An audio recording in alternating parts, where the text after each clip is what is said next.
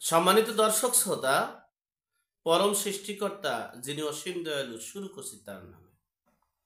আজকের বিষয়, প্রধান নির্বাচন কমিশনার স্পষ্ট ভাষায় সুন্দর পদক্ষেপ বুঝিয়ে দিয়েছেন যে আওয়ামী লীগ যে কারণে নির্বাচনে অংশগ্রহণ করতে পারবে এবং পারবে না, সে বিষয়ে আপনাদের সাথে শেয়ার করার জন্য উপস্থিত হয়েছি। দেখেন, এই নিবন্ধনের বিষয়টা, রাজনৈতিক যে নিবন্ধনটা, এটা মূলত আওয়ামী লীগ সরকার গঠন করার পর এই বিধানটা সক্রিয়ভাবে তৈরি করা হয়েছে। এই আওয়ামী লীগ সরকারের বিধান মতেই 2008 সালে বাংলাদেশ ইসলামী আন্দোলন অর্থাৎ চরমোনাইকে মনোনয়ন দেওয়া, নিবন্ধন করা হয়েছে। নিবন্ধনের বিষয়টা এমন জটিল করেছে, তার মন মতো হইলে তারা নিবন্ধন পেত, মন মতো হইলে পেত না, না হইলে পেত না। যাই হোক, সেই নিবন্ধন প্রক্রিয়া, আইন পাশ করে নিবন্ধন প্রক্রিয়া চালু হয়েছে। আর সেই নিবন্ধন প্রক্রিয়াটাই এখন মূল ইস্যু। বাংলাদেশে যে কয়টা রাজনৈতিক দল আছে, নিবন্ধন আছে, তারা সংবিধান মতে, নিবন্ধন মতে, কনস্টিটিউট মতে তারা নির্বাচন করতে পারবে। তবে সাংবাদিকদের প্রশ্নে নির্বাচন কমিশনারকে প্রশ্ন করা হয়েছে যে আওয়ামী লীগকে নির্বাচনের বাইরে রাখবে কিনা অথবা অংশগ্রহণ করতে পারবে কিনা। তখন তিনি জবাবে বলেছেন, তিনি একটু এড়িয়ে চলার চেষ্টা করেছেন এবং তিনি, আমার মনে হচ্ছে তিনি সমন্বয়কারীদেরকে বা বৈষম্য বিরোধী ছাত্রদেরকে ভয় করে মূল কথাটা সরাসরি তিনি বলতে চায়নি। তিনি আকার ইঙ্গিতে বুঝাতে চেয়েছেন, যদি আওয়ামী লীগের নিবন্ধন থাকে, নিবন্ধন যদি বাতিল না হয়, তাহলে নির্বাচন করা সম্ভব, তারা নির্বাচন করতে পারবে। আর যদি নিবন্ধন বাতিল করা হয়, যদি নিবন্ধন স্থগিত করা হয়, তাহলে হয়তোবা তিনি আওয়ামী লীগ নির্বাচন করতে পারবে না।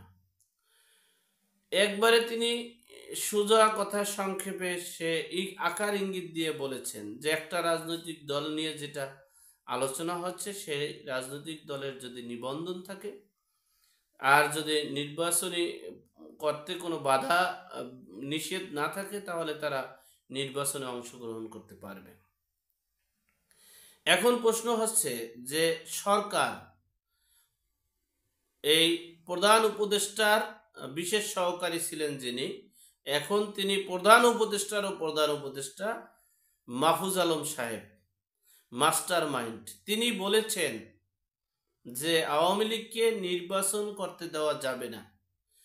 কোন সংবিধান মতে তিনি কথা বলেছেন এবং তিনি বলার কে, এবং তিনি নির্বাচন করতে দেওয়া বা না দেওয়ার কে, এটাই প্রশ্ন। হ্যাঁ,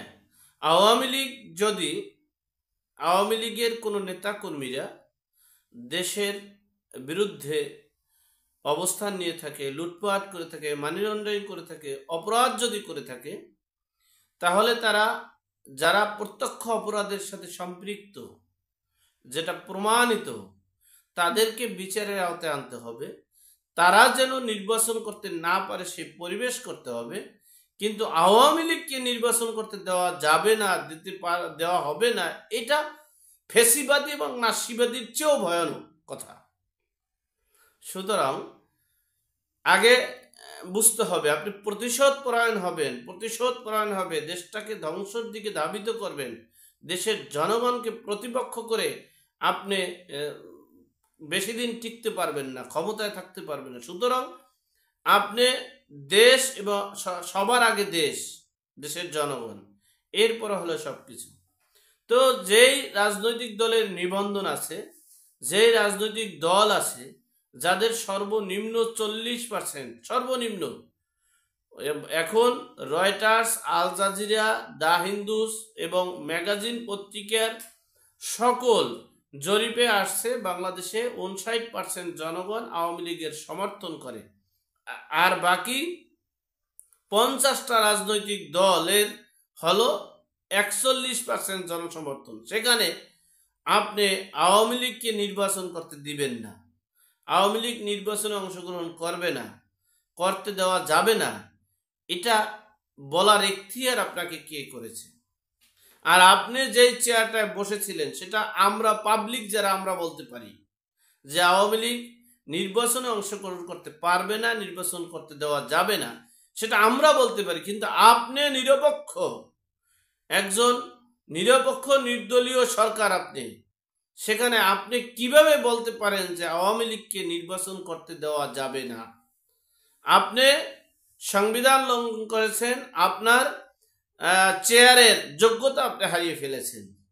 আপনাকে অবশ্যই এই কথার জন্য আপনাকে পদত্যাগ করা উচিত যদি আপনার বিবেক এবং জ্ঞান থাকে।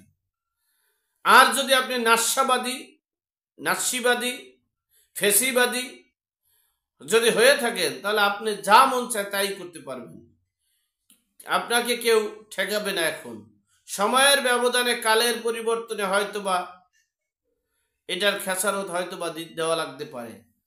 যাই হোক, সর্বোপরি কথা হচ্ছে আওয়ামী লীগ একটা নিবন্ধিত রাজনৈতিক দল এবং আওয়ামী লীগ স্বাধীনতার এই দেশকে জন্ম দিয়েছে, এই দেশের মানচিত্র জন্ম দিয়েছে, এই দেশের জাতীয় পতাকার জন্ম দিয়েছে, এই দেশের জাতীয় সঙ্গীতের জন্ম দিয়েছে আওয়ামী লীগের নেতৃত্বে। সুতরাং আওয়ামী লীগের কে নির্বাচন করতে আপনি দিবেন না, এই ফেসিবাদী, এই নাৎসিবাদী ভাষাকে ঊর্ধ্ব করুন এবং জাতির কাছে ক্ষমা চান। হ্যাঁ, আমি বারবারই বলেছি গত 15 বছরে যে আওয়ামী লীগের নাম ব্যবহার করে, শেখ মুজিবুর রহমানের নাম ব্যবহার করে, শেখ হাসিনার নাম ব্যবহার করে যারা অপরাধ করছে তাদেরকে সর্বোচ্চ শাস্তির বিধান করা হোক এবং তারা যেন জীবনে নির্বাচন করতে না পারে সেই বিধিবিধান করা যেতে পারে। যাই হোক, আল্লাহ আমাদের সকলকে সঠিক জ্ঞান দান করার তৌফিক দান করুক। প্রিয় দর্শক, আজকের মতো এ পর্যন্তই। আসসালামু আলাইকুম।